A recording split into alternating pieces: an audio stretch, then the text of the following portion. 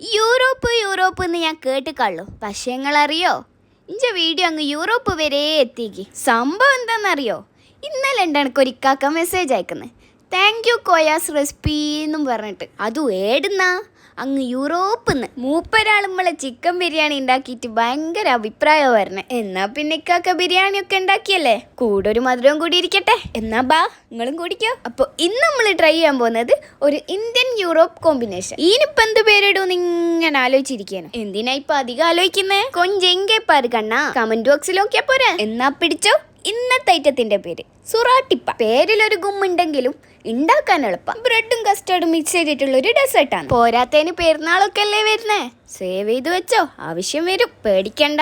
Ingredients ഞാൻ താഴെ കൊടുക്കുന്നുണ്ട്. എന്നാ പിന്നെ യൂറോപ്പിലുള്ള എല്ലാവർക്കും ഇന്ത്യൻസിന്റെ വക ഒരു മെഴ്സി ബുക്ക്. അപ്പൊ പിന്നെ മാസലാമ. Bye bye from Koya's recipe.